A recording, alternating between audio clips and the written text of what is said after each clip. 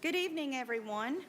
Welcome to the board meeting, the February 24th, 2026 board meeting of the Bexar County Board of Education. It is 6 p.m., and the meeting is now called to order. May we begin with the agenda approval? Could I have a motion to approve the agenda? So moved. Motion by Ms. Hendricks. Second. Mr. Callaway. All in favor? All right. Moving on to our superintendent report. Dr. LaDuff. Yes, ma'am. Good afternoon. Our students and teachers and leaders have been busy, so y'all indulge me for just a minute. Winder-Barrow High School won first place at the regional Helen Ruffin Reading Bowl. AIM was third place. Several students advanced to the state technology competition. Our Young Georgia Authors system level winners have been announced. We had 2 Governor's Honors Program semifinalists. Had a chance to celebrate our star students and teachers last week. Winder-Barrow boys and girls have both advanced to the first round of the state playoffs and will be hosting tomorrow night. So I'm sure all of us will be there cheering on the dogs. The boys won the region and the girls were region runner-up. We also had Coach Kimberly Guerin of the Winder-Barrow girls team be awarded the Region Coach of the Year. And Appalachia High School had the boys coach, Ty Rowland, was named the Region Coach of the Year. So that's just a snapshot of what's been going on. There's much, much more, but just want to thank all the leaders in this room and the folks that they serve for their leadership and everything they do for our young people every day. That concludes my report. All right. Thank you, Dr. LaDuff. All right. Moving on to presentations and discussions. We'll begin with Dr. Thompson.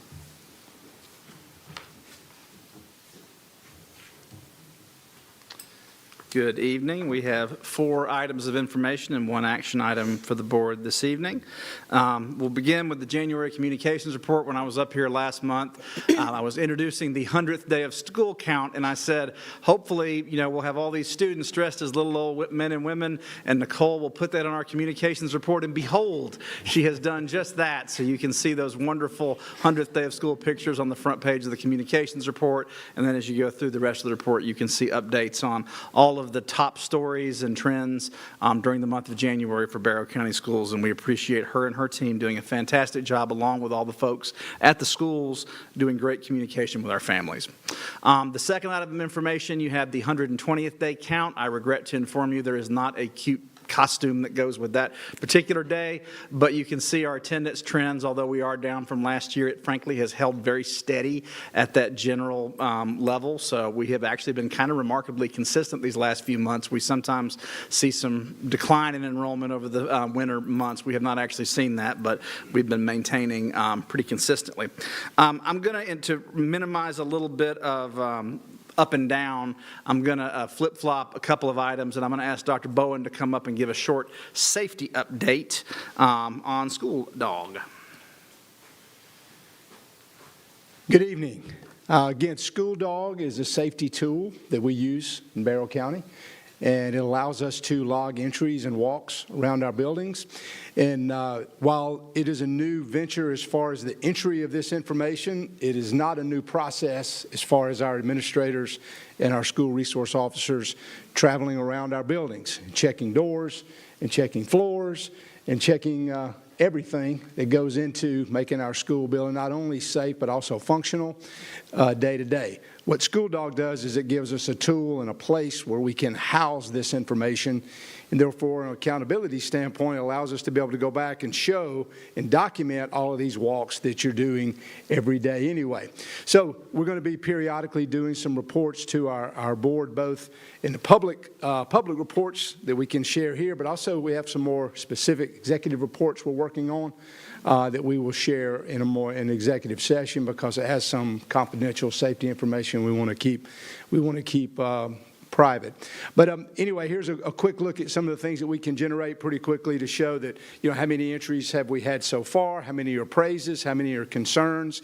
Yes, you can enter some that are neither. Most of them we're seeing are praises, which is an affirmation that your staffs are doing an excellent job. And we have our top 5 walkers of people who have done entries, and that is not a misprint. Mr. Taylor has entered over 8,000 entries into our school dog platform. He takes it very serious, and no, we're not making him the baseline or the expectation, though I do like him as a model. Also, Zach Snyder from the SRO out at Statham is also doing an excellent job with that, and Officer Bradley at Yargo. But I'm also happy to see that cracking our top 5, we have 2 administrators, a principal and an assistant principal, with Ms. Sellers and Claire Smith there in the top 5 as well. So we thank them, and just wanted to present that to you tonight and tell you that we're establishing some monthly goals and expectations that we're going to do in each of the schools, and we just appreciate the trendsetters who are out front showing us how to do it. Are there any questions there as far as school dog goes? Thank you. Thank you, Dr. Bowen. The board may have noticed over these last few months some of the challenges that we've outlined in technology purchasing. That has a lot to do with the current technology market and the sort of daunting challenges facing schools. So I'm going to ask Mr. St. Clair to come up and join me, and he's going to give a little bit of an update. This is just informational about, if you recall at the last board meeting, we approved the purchase of some technology, and you may have noticed we approved multiple vendors, and we're about to explain to you why that is a good idea in these environments. You stole my opening. Yes, I did. Thank you. At the January 27th work session, you were kind enough to approve purchasing Dell Chromebooks from low bid respondent Data Center Warehouse in the amount of $1.3 million. And we had a backup vendor due to the state of technology, Virtucom, in the amount of $1.4 million. Making a very long story very short, for the second time, the winning respondent was unable to honor their bid. After I had a spirited conversation with Dell, Dell agreed to honor the low bid respondent's price point by selling to us direct. So I conferred with and received approval to proceed from my chain of command in Ms. Houston, and those Chromebooks have now arrived and are in our warehouse. So a little bit of a vendor shift and a whole lot of wailing and gnashing of teeth, and we are good to go. Any questions? All right, thank you. Thank you. And that is, in this case, we did not end up having to use the second vendor, but we very easily could have if Dell had not been able to match the pricing. And so that's why sometimes we try to hedge our bets on those, even though we're typically going to go with the low bid respondent who can actually meet the terms of the RFP. We do have one action item tonight, and we're actually going to ask you guys if the board is willing to go ahead and vote on this item tonight after the executive session. Mr. St. Clair will explain a little bit about the timing of why that is, but this is a required policy revision based on some past legislation. So I'll let Mr. St. Clair explain that. The district's current policy, IFBG, Internet Acceptable Use Policy, was last revised in September of 2025. Recent action by the Georgia State Legislature, specifically Senate Bill 351, Protecting Georgia's Children on Social Media Act of 2024, required that we update our authorized use policy, AUP, to be in compliance with the bill by October 2025. The September update was to meet that requirement. The pending revision before you now is to be compliant with another portion of that same bill, which requires districts to have a social media policy. So we were told and have been waiting for some time for guidance on what that policy should look like. And it was only in the last few weeks that the GSBA put out a policy for us to model after. Our initial understanding was that the social media policy should be a separate policy from IFBG, and that's how we had been working towards. However, recent guidance from the GSBA let us know that the social media policy is best placed as part of the acceptable use policy, IFBG. So we have revised the policy to include the GSBA recommended language regarding social media to be compliant with Senate Bill 351, and have had our revised policy reviewed by the GSBA. There's no financial impact for adoption of this revision, and the revised policy, the social media policy, is due in April to the state. So we are asking you, the superintendent recommends placing the revised version of policy IFBG, Internet Acceptable Use Policy, on the table for review at this work session, to be removed from the table and voted upon at the March 31st work session so that we can upload it in time for the April deadline. And the requirement in the law is we have to have this policy in place by April 1st Obviously, our board meeting for the month of April is after that, so hence, in order to be compliant with our review period on our own internal policy, we need to go ahead and put it on the table tonight, let it sit, and then we would ask the board to take action to adopt that on the March work session. That way we can meet the requirements of 351. All right. And we'll consider this after executive session. All right, thank you. Okay. All right, thank you. And I look at the red clock on the wall, and it is 6:10, and that has got to be a record for my department. So thank you all very much. We're finished. Thank you, Dr. Thompson. All right, moving on to Ms. Houston.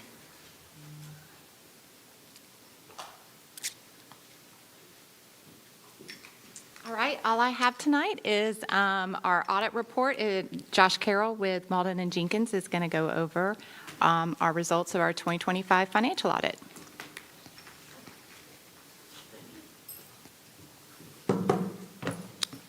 Somebody's going to click for me, I guess. Oh, okay, great. Okay, yeah, well, thanks for having me. As Jennifer said, I'm Josh with Malden and Jenkins, and we do your external audit, and I'm going to go over the results of your June 30th, 2025 audit. And I will make it brief and just tell you what you want to hear. You can go to the next slide. This slide, if anyone's new, Malden and Jenkins, we've been around over 100 years now. We spend a lot of time and energy investing in state and local government audits and school boards. It's about school and governments are about 30% of our firm's overall practice. I spend my whole year doing nothing but counties and cities and school boards. Everybody else that worked on your audits is in the same position. I don't do any tax work. The firm does it, but we don't do it. I do audits all year long. So we bring a lot of expertise to your audit. Next slide. The statements are the responsibility of the school's management. Our objective as your auditor is to express an opinion. We followed all the auditing standards, government auditing standards, generally accepted auditing standards, and we did issue an unmodified or a clean opinion, which is what you'd hope to receive from your audit. So as far as we're concerned, your statements are materially correct. The Yellow Book report is there.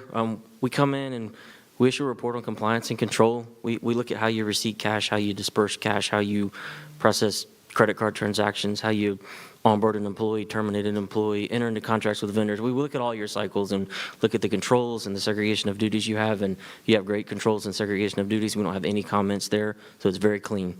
You can go to the next slide. I just discussed that slide there, so you can go to the next one. If I was on the board, I'd want to know, do we have anything unusual or aggressive in our accounting policies or maybe the estimates you have in your statements? You don't. They're very similar to all your neighboring county school boards. They're pretty standard for a Georgia government. Your only estimates are really useful life of assets. How long do we think this building is going to last? And your actuaries use assumptions for your pension and your OPEB liabilities, but you're in the multiple employer plans. Everybody has those same assumptions. We look at them. We feel pretty good about them. There's really nothing strange or unusual there. Next slide. We have a good relationship with management. This is our third year doing the audit. We come in, we ask for a lot of information, not only from Jennifer and Pam and the finance team, but the grant team, purchasing. We visit various schools. We bug a lot of people. We ask for a lot of information. We get everything we need, often more than we need. Nothing seems hidden or covered up, so we appreciate, the school partnering with us to get the audit done. It definitely takes two sides of the coin to get it done. It's not just the auditors. It's a big project for the school's management, so we really appreciate y'all partnering with us to get the audit done. Next slide. We didn't have any adjustments. We get the trial balance from the finance group. We do our thing. We audit it. Everything was clean. We didn't have any adjustments. That's certainly not the norm that I see, so you really have a great finance department. Jennifer kind of leading that charge, and her staff, Pam, and everybody down the line, they all do an excellent job. They don't just get ready for the audit, and they do this on a monthly, weekly, quarterly basis. Some of the finances are really handled pretty well here at Barrow. And we are independent. We don't reconcile bank accounts. We don't keep the general ledger. We just do the audit, so we don't do those kind of services and then turn around and audit our own work. Next slide. This is one trend. This is your general fund. It's the main operating fund.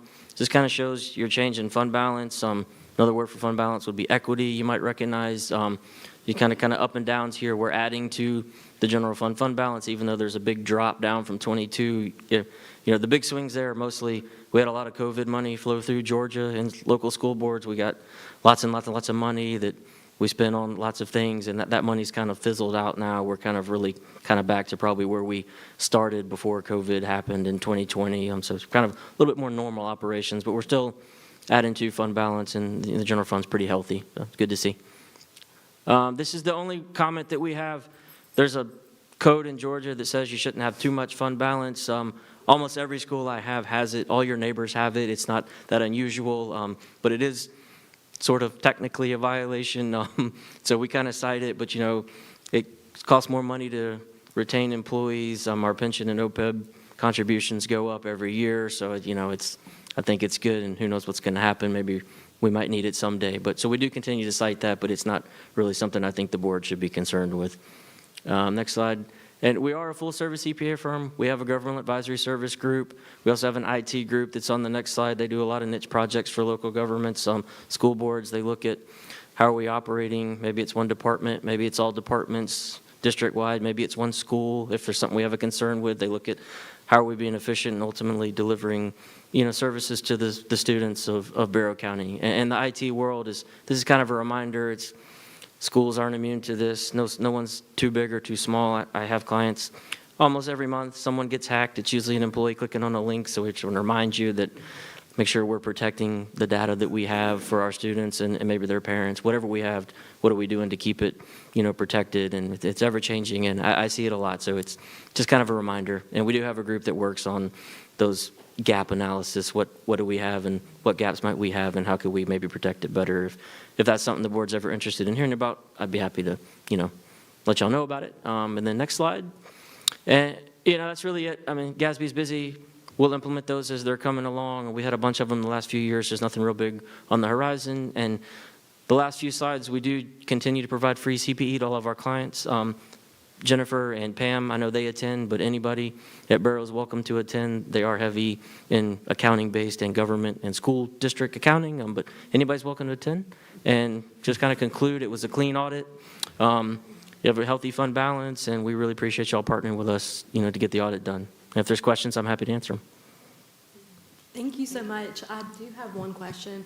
And I know you mentioned on the fund balance portion that other school systems are in the same kind of boat, but given that we have to front load a lot of money that we hopefully get reimbursed for grants, and we earmark a lot of upcoming expenses in that fund, and I know a lot of other school systems do that too, is that taken into account, or is that just a standardized, based on this audit? It is a year-end snapshot. It's not all your fund balance either. There are certain classifications of fund balance that aren't in that calculation. But it's mostly your unassigned fund balance, which is money that you have that you can do whatever you want with. It's not restricted by the grants that you mentioned. The grant money's not in there because you have to spend it on the purpose of those grants. You can't just go do whatever you want with it. Right. Yeah.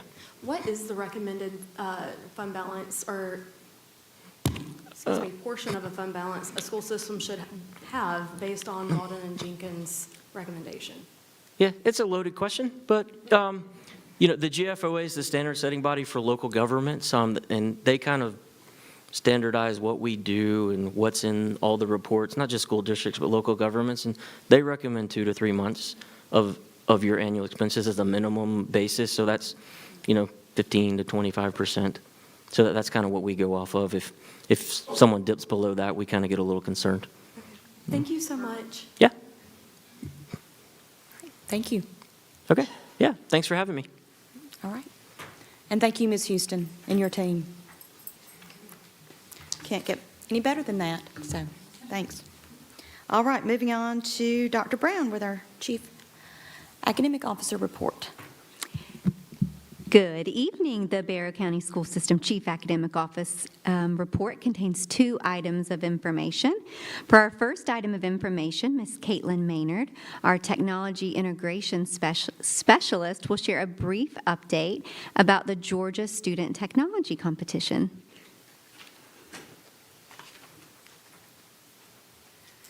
All right, well, good evening, everyone. I'm just excited to share this information with you. I've got about 4 slides to really highlight our student success in this endeavor, the student technology competition. So this is something our 3rd through 12th graders can participate in each year. They can choose to compete by themselves or form 2-person teams, and they have 12 categories to pick from. And you can see there from 3D modeling all the way down to web and mobile apps. This is just a great way for our students to demonstrate their creativity. And this is something that is sponsored by by the Georgia Educational Technology Consortium every year, and you can see by their vision and motto there that they just want to motivate students to pursue creativity, because one day they will be the future innovators in our community. So as we go through some of these activity or these projects, I just want you to think about what these students can then serve Barrow in, how they can serve Barrow in the years to come. So just to give you a timeline of how our students participate, in August, I get information from the state competition coordinators on any updates, and I get that out to our school sponsors, and they hold some sort of competition, or at least get their representatives in place for our December competition as a district. So they have to get that information to me by November so we can turn it around and have our district competition in December. We held that on the 11th at CFIT, and I do just want to go ahead and say super thanks to our transportation department for helping getting all of those 145 students over to CFIT that day. We had 145 students participate, creating 114 projects. And it's not just, here's my project, look at it, it's fancy. They have to actually explain what they made, how they made it. They do have to demo it, but then also talk about any challenges they faced, any obstacles that they had to overcome. And that really builds on the design process and how many iterations our students have to go through to get to that final project. You can see some of the pictures there.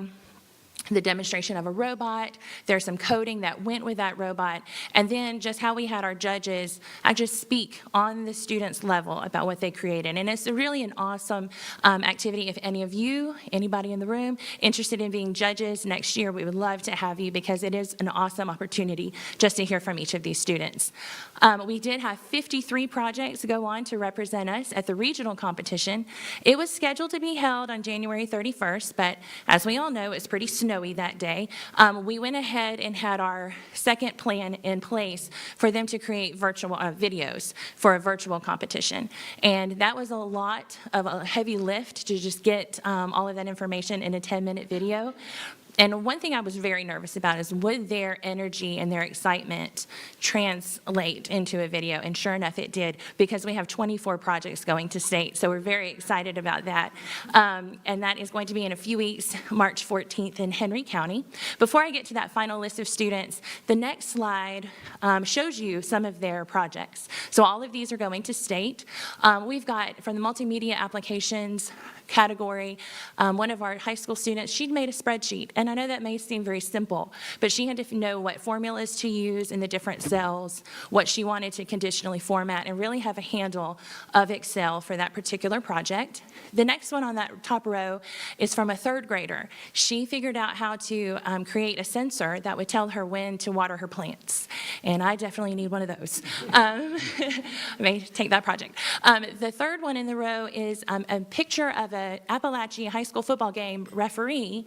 And you could say, sure, she just changed the background, but that student has immense knowledge and background in using Adobe to get what she wanted. It's not just simple task here. She really knew how to use that and why she used that particular product. Megan, I'm not sure if that video in the top right corner would actually work, but that is an animation project from one of our 8th graders. If it's a PDF, it won't, but that's okay. She made everything in that picture by hand, so it's like an art project combined with technology. She used stop motion, so that little creature in the middle will actually move. He catches a fish, brings it up, and takes it to his little cave for dinner. Bottom row, we've got a student who made a website focusing on his favorite wrestlers, and you may say, isn't there something out here already that exists? But for that student to pour into website design, really learning something new, and I think that's the other thing, is they're tapping into their interests, finding new skills, and then figuring out how they can apply it to the project, but then other projects they do in the future. The second picture on that row is 3D modeling. They don't necessarily have to make 3D print the project, but that is a picture from a dream house that these third graders made, and there's a cake you can see there, and they talked about all the different rectangles they had to use. Those strawberries are rounded cones that they were like, I want to make this. How can we make this happen? And there you go. They made an entire house. Yes, that is an Iron Man mask, and yes, some of our students actually printed it, but it's more than that. It actually works. I mean, you won't be able to fly like Iron Man, but for it to open and move move is pretty phenomenal. Then finally, that last one is from our audio production, one of our audio production projects. This student recorded her own vocals. That's what's in the blue tracks at the bottom. And then just having that knowledge of what sounds good and how to make it into a project, it is fantastic. The final slide just shows you the 24 projects that are going on to state in Henry County on the 14th. You can see the schools represented, and we're just very, very proud of all of their hard work. Thank you. Very impressive. Yes, ma'am. Can we find that little video? Is that online? Is that on the school website where we can watch it? I can share it with the board, Ms. Bradford. We can make sure you get that. Yes, yes. Absolutely. Well, thank you so much. Thank you, Caitlin. Our next item of information is Dr. Jennifer Wood will share, she's our CTAE director, will provide updates on dual enrollment opportunities for students and what that's looking like this semester. Well, good evening, everybody, and thank you for this opportunity to talk some more about dual enrollment, one of my passions here in Barrow County. Just coming back to sort of what an overview of dual enrollment is, obviously we feel like it's a very powerful tool for our students, preparing them for whatever is next. It allows them to take real college classes while still in high school and earn credits that actually will count when they leave us, and it's all free. I think that's the biggest thing that we need to talk about when we talk about dual enrollment. We estimate that in the fall alone that we save students well over $400,000 by taking dual enrollment. So what I love most about it is that, again, it's meeting students exactly where they're at, whether that's earning some technical certificates that they're going to take right out into the workforce, or using those college credits to then take them on to a 4-year degree. Next slide. So what you see here are just a few examples of how we continue to support our students year long. And we're supporting our students and our families. That's very important for me. So depending on the time of year, we might be supporting them one-on-one with advising from our college and career advisor, Mr. Culp. We might be offering them workshops on time management or how to have a debt-free degree. We might be monitoring their coursework and their grades, which we do through academic alerts that we then share directly with students and families, keeping them on track.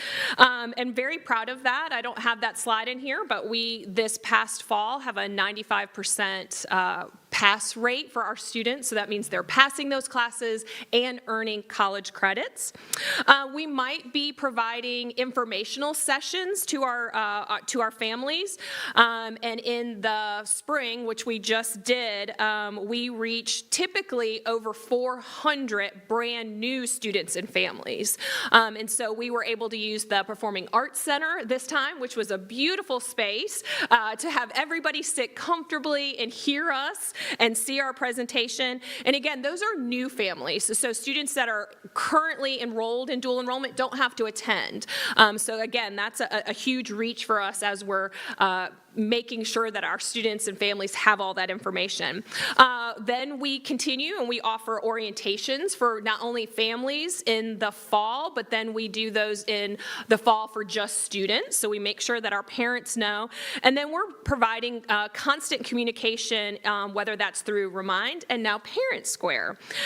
So when we're talking to our families in our dual enrollment sessions, we like to talk to them and say that we're here to walk them through this. And dual enrollment in Barrow County is a great way to try college in a very supportive environment and ensuring that they're not doing it alone. They have a lot of support from us. Next slide. So obviously we partner with more than a dozen colleges and universities, and our students are taking advantage of that. But obviously our largest partnership is with Lanier Technical College. And if you'll go to the next slide, so you can see some of those numbers here. So in the fall, we had over 419 students taking classes at Lanier Tech, and then 395 this spring. And that's just individual students. That's not number of courses. Most of our students are taking multiple courses. But you can see that we do have students that are earning credits from the University of North Georgia, Georgia Gwinnett, UGA, Athens Tech, and others. And I will say that we are actively looking for opportunities to bring more in-person opportunities to Barrow County for our students. And so hopefully more to come on that. Next slide. So at Sims, we offer a wide range, and so when I say at Sims, these are all classes that are taught inside the Sims building. So our students aren't having to travel anywhere, and also with the support of the board and our district, we provide transportation. I think that is a huge selling point for our families and our students. Transportation is not a barrier, so they're able to come directly to Sims, and they're able to take all of those academic classes, English, math, history, economics, and then technical certificates. So inside the Sims building, we currently offer culinary, criminal justice, fire science, design, and multimedia. And then if that's not something they want to take, they can just walk right up the hill to our partner, Lanier Tech, and they can take welding, automotive, engineering, early childhood, industrial systems, and nurse aid classes. So again, it's opportunities for our students, and they're not having to choose. They're able to have those opportunities for college and career opportunities. Next slide. So obviously, we feel like the impact for our students is real. Students are earning meaningful college credits, and all of these college credits articulate with the University System of Georgia. So if I'm taking a class at Lanier Tech in English 1101, that English 1101 credit is transferring. It's a articulation agreement with the University System of Georgia institutions, and it's going to transfer. And again, we're doing this and helping families reduce those financial burdens that happen when we graduate and potentially go on to school. We're also able to monitor our CCRPI readiness component. So one of the components in CCRPI is that readiness, and we did see an increase in our students that are college and career ready. That percentage did increase. Just a couple of quotes. We did a survey for our students in the fall, and we just asked them about their experience of Sims and dual enrollment. And I think it's really important to share what the students are saying. So one student said, "I have very much enjoyed my time here at Sims, and it has made me more prepared for the future." Another one said, "I love how it teaches you to become responsible and gives you an inside look into what college will be like after high school." So as we continue to grow our dual enrollment opportunities, we hope that everyone is able to see that we're providing a community that's pushing and supporting our students to these opportunities, a school system that believes in them and provides them with any of those opportunities, whether that's a technical certificate to take out into the workforce or to go on to a college. And again, all doing that while being aware of those financial responsibilities to students, and we're doing that free. And so I just appreciate all the support that you guys provide for our students and our families in Barrow County, and we look forward to growing dual enrollment even more. Any questions? Thank you, Ms. Wood. Yeah. And if there are no further questions, this concludes our report. All right. Thank you, Dr. Brown. All right, moving on to Dr. Kurtz with our Chief of Staff report. All right, I'm excited to be here this evening. We have one information item. I want to provide a staffing update to the board and public. Might not be as exciting as what's going on with our kiddos in dual enrollment or 100th day of school, but it's exciting to me. The staffing is exciting because we get to start to think about how our school year is going to go next year. We're starting to build for that now. The earlier we can move on that, the better we're able to attract some of the best teachers. So this year, early in January, we got our intent forms out and got those back fairly quickly. We also got our allotments out about a month earlier than last year, which means we can start our hiring earlier, but not quite as early as the day I got them to folks, because we had to make some adjustments. Our staffing has come out of line with our student enrollment. And so over time, while our student enrollment has gone up, and you can see since 2019, I started pre-COVID here, we Our student enrollment's gone up about 6.3%, but our overall staffing has gone up about just a little under 20%. Now, we flattened that off last year in terms of having we just flattened that, but then there were also some freezes, so there's a slight decline in that green line there showing where our staffing or our positions allocated went down slightly coming into this year.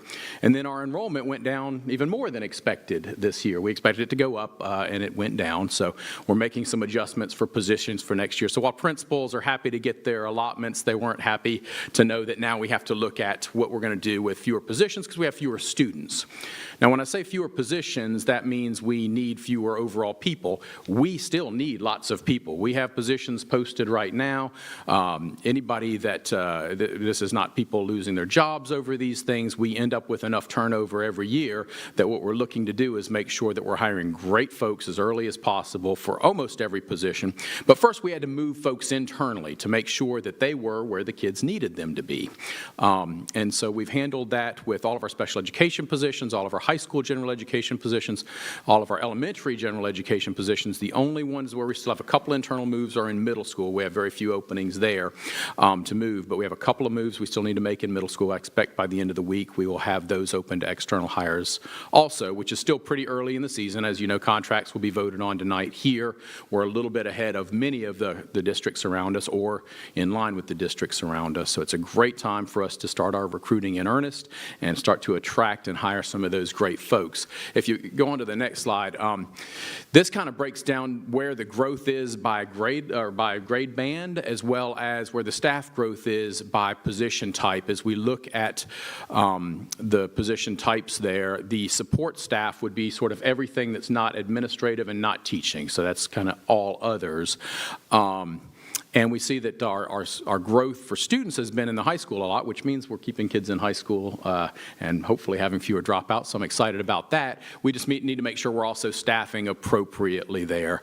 Our growth in administration, I just want to make sure that folks understand it's a small number of administrators at middle school. So while there's a little bit of growth, it looks large compared to the fact that there was no student growth appreciably in middle school. So I just want to make sure that folks don't see that as anything other than us adding a half assistant principal to some schools a number of years ago, or a full to some of the larger schools. Questions about overall staffing? Thank you so much. Right. Thank you, Dr. Coates. All right, at this time on our agenda, we have an executive session. Could I have a motion to discuss or deliberate upon the appointment, employment, compensation, hiring, disciplinary action, or dismissal, or periodic evaluation or rating of a public officer or employee, or to interview applicants for the position of superintendent? So moved, Mr. Callaway. Second. Motion by Mr. Callaway and a second by Ms. Bradford. All in favor? All right.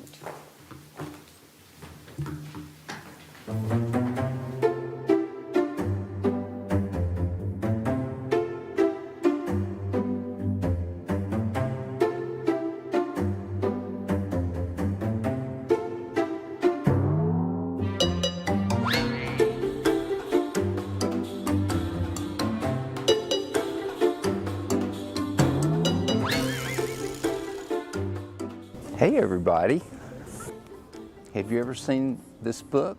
Pete the Cat. It's a Pete the Cat book, right. Here, I'm going to sit down here with you.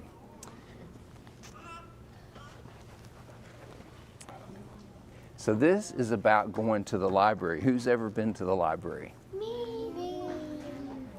Pete's mom is taking him to the library for the first time. The librarian gives Pete his very own library card. Cool, says Pete. The librarian smiles. Time for the tour. And this is Pete's mom. Has anybody ever seen Pete's mom before? Not me. Pete's mom was in the second Pete the Cat book about going to school. It's called Rockin' in My School Shoes. And that was the first time you saw Pete's mom. The librarian takes Pete through the library. There is a big desk where people wait to check out books. Pete sees some of his friends reading at a long table. It's very peaceful and quiet. How relaxing. Who is this cat right here, this one? Does anybody know who that is? Who is that? Thank you. Pete has a brother, right? Yeah. And this is Pete's brother Bob, and Bob has green eyes, and he's black and white. I have a black and white cat like this now, but it's a girl, and her name is Abby. And Abby was not happy when I left this morning. The librarian takes Pete to her favorite room. There are lots of Pete-sized chairs and tables and shelves. There are books of every shape, size, and color. So who knows who this is? Does anybody know who that is? A frog. Right, what's his name? Grumpy. Who said Grumpy? Yay, yes, it's Grumpy. And this is Owl. And who is this? Squirrel. Squirrel, right. And does anybody know who this girl is? Callie. Callie. You know Callie? Yeah. Yeah, Pete's friend Callie. And this is a platypus named Gus. Can you remember that? That's Gus. What do I do now, Pete asked. Now you read a book, the librarian says. Which book should I read? Asked Pete. You can read any book you like, says the librarian. Pete looks around. There are so many books. Pete picks up a book all about airplanes and jets. Who likes airplanes and jets? I like it. Your brother does?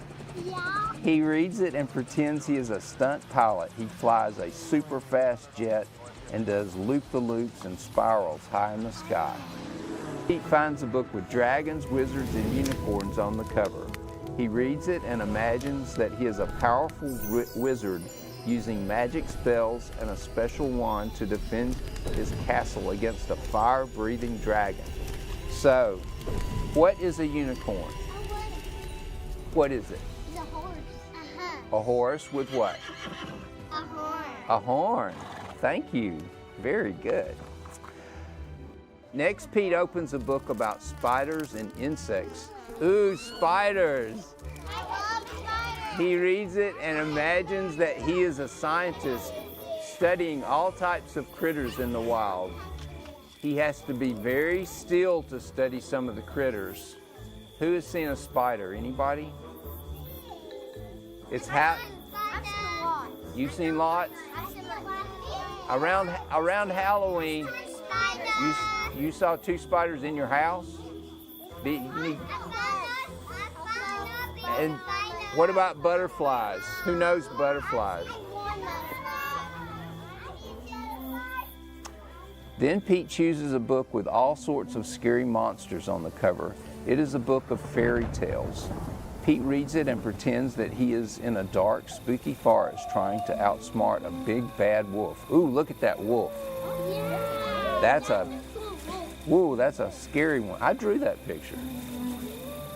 Pete puts that book back on the shelf. It is too scary. Pete opens a book about the pyramids. I love the pyramids. Do you know what the pyramids are?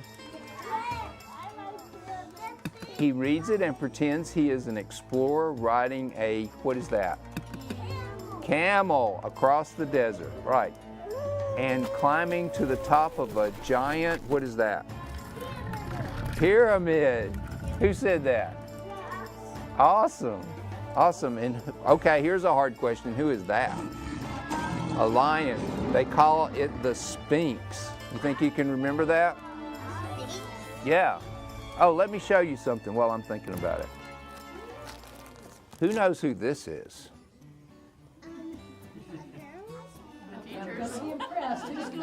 Does anybody know who this is? What's her name? This is Mona Lisa. Mona Lisa. You think you can remember that? That's Mona Lisa. This is the most famous painting in the whole world. So memorize it. Have you memorized it? Because guess what? You're going to see this again. Okay? All right, that was your art lesson for today. Next, Pete picks a book with all sorts of, what is that? Robots. Who likes robots? He reads it and imagines that he is a robot at a robot dance party. And Pete is dancing with a white cat with blue eyes. And what's her name? Callie. That's right. His arms and legs make whizzing sounds when he moves. When Robot Pete speaks, he says, what do robots say?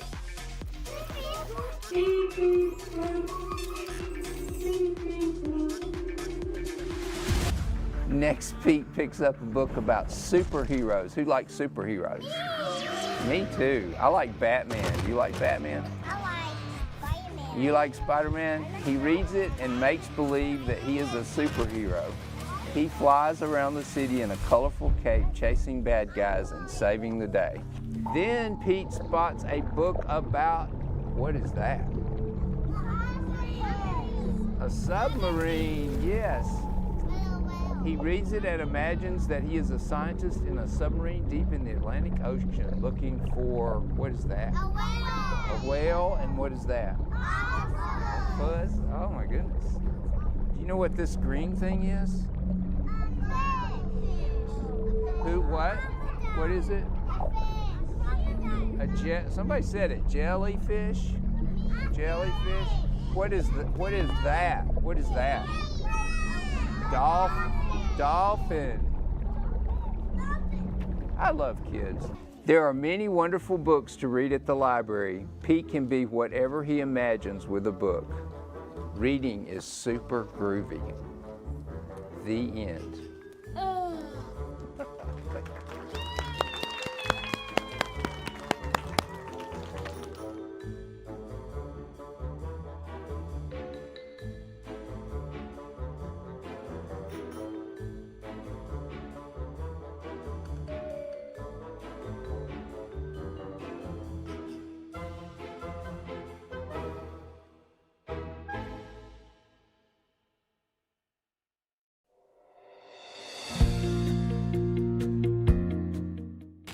Dr. Cummins, this is a gift for you from our school system to show our appreciation for all that you do at Kennedy Elementary School as a mentor.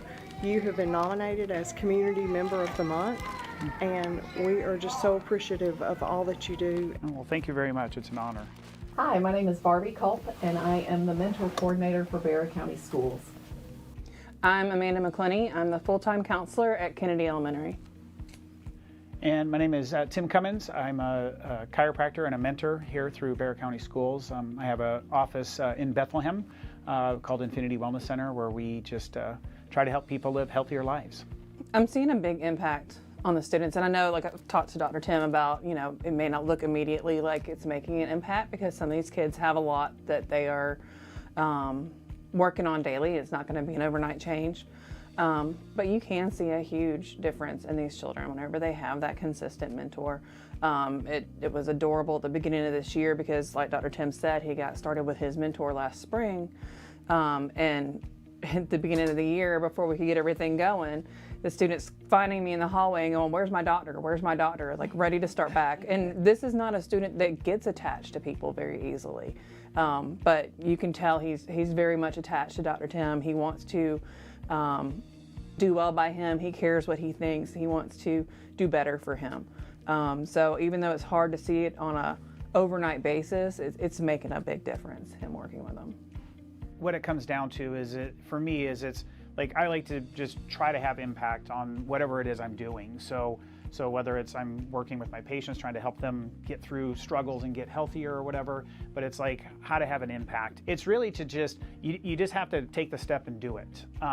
You know, there's the reward and you know, again, like I was, you know, saying goodbye to him today, and it's like, you know, we said goodbye, and then as I'm walking in, I hear him say, Dr. Tim, bye, we'll see you next week. And it's like, you know, he was walking around the corner and he needed, you know, and so that's just, it makes you feel like you're, again, having an impact with him because you've created this bond. And, you know, and when it's all said and done, if the time that I'm spending with him helps him in any way to become successful or to, you know, to move that along so that he's not only just successful in school, but really successful in life, because that's ultimately what school's designed to do, is to teach you how to succeed in life. And so to be able to have that impact on somebody, you know, it's a time commitment, sure, but you know, but it's so worth it. You know, it's like I've you know, there's times like, you know, there was a time when he had missed a Friday and then I was out of town the next Friday, so we went 2 weeks, and then it's like he came in and he was just like, oh my gosh, it's been, you know, it seems like forever since we've been together. And so like understanding again what type of impact that's having, it's just, you know, you just got to take the step to do it really. And then once you do it, I feel, you know, you're never going to go home and say like, man, I'm so disappointed, you know, or whatever. I'm upset that I went and spent and had this time with this kid. Nobody's ever going to say that. You're going to look at the benefits that you're going to get out of it. Yeah, when I was Dr. Tim's patient at Infinity Wellness Center, yeah, I could see there. I mean, the fact that he has family working there with him, the fact that it was such a place of the community becoming family there. And him, you could tell he wanted to give back to that community and make a difference. That it was a huge draw to an automatic, you know, let's get him in here to to mentor. And that's what we need. We need those people who are passionate about the community to give back to these kids, our future leaders, and then people who are passionate about making strong future leaders to come help, for sure. This month, by coincidence again, is National Mentoring Month. And so we're just thrilled that Dr. Tim got chosen as the Community Member of the Month this month, so we could celebrate mentoring and also make an appeal to the community. Every school could use more mentors. And so we're just thrilled. We're so thankful for you. We're so thankful for what you do for the community in your business, but especially here at Kennedy Elementary and for that student. Thank you so much.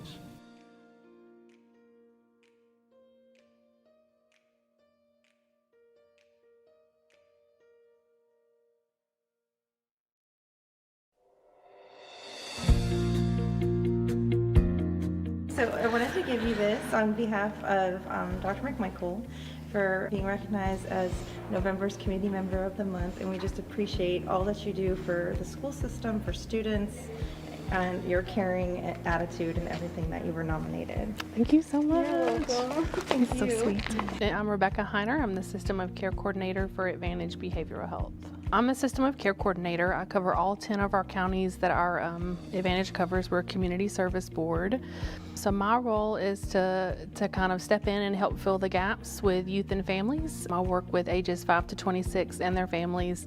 And with Barrow County School System, just having the opportunity to collaborate with Jeanette and other school social workers and school staff to assist with high acuity, high risk kiddos, and kind of stepping in to help the families through transitions to where otherwise they may kind of get lost in the mix of things, or just essentially providing that extra layer of family support to make sure that the kiddos and family can reach stability and reach their goals ultimately. So Rebecca is our go-to person specifically with Advantage Behavioral Health Systems. She always answers our call, is quick to answer our emails from anything where if we've got a high risk or vulnerable family or student that might need mental health services, need help, you know, navigating homeless services, or even extra support for autism. For helping with BCSS schools, a lot of it has been working with Jeanette and others on staff with meeting basic needs for families and kiddos with homelessness, a lot with IDD kiddos and families, autistic services, and kind of working with the school system to make sure that the kiddos are getting their needs met in the school system with IEP, BIP plans, any kind of transition of care, just kind of filling in the gap with, you know, if a kiddo has been discharged from the hospital or may need a higher level of care, or just kind of being that family advocacy to kind of be present to make sure that the youth and the families are having the opportunity to be heard and that everyone can kind of be on the same page to provide the best care possible. Rebecca is one of our representatives on our LIPT team, which is our local interagency planning team, as well as she attends some of our community-based risk reduction meetings, which really allows us to kind of talk about what services Advantage does have, how they can possibly help with our students that we bring to those team meetings. But in addition, if I've got a family and I'm just stuck and I don't know, you know, where else to send them, or I know that Advantage could help, but I'm not sure how, you know, she's one phone call away. I think the school system goes above and beyond for their own staff and employees, but also for the youth and the families, and just being able to have that partnership and that relationship with them to make sure that if there's a need that Advantage can meet, or a need or a resource that I'm aware about in the community that I can connect them to, that I'm able to assist and offer that support. I don't love being in the spotlight, so that part about it is, you know, it is what it is. But it makes me feel very valued. You know. Second, Kayla Hendricks. Motion by Mr. Callaway, second by Ms. Hendricks. All in favor? And then we have two contract lists. Contract one list with some corrections. And let's do that first. So they both have modifications. Yes. Okay. So contract list one, could I have a motion? So moved. Dr. Carey. Okay. Second? Kayla. Ms. Hendricks. All in favor? And then the second list with the modifications. Could I have a motion to approve that? So moved. Ms. Hendricks. Second? Second. By Ms. Bradford. Okay. All in favor? All right. And then we have one action item, the revision to the policy IFBG. Could I have a motion to approve? Just point of clarification, we're placing that on the table for public review and comment. Yes. So just the availability to place that? Yes. Okay. You making the move? Yeah. Dr. Carey? Second by Ms. Maddox. All in favor? All right. Very good. All right, we have some meetings. Our March 3rd regular board meeting. Mr. Callaway, you will have the invocation. And hopefully that's all we have this month of March. All right. No other business, we'll adjourn.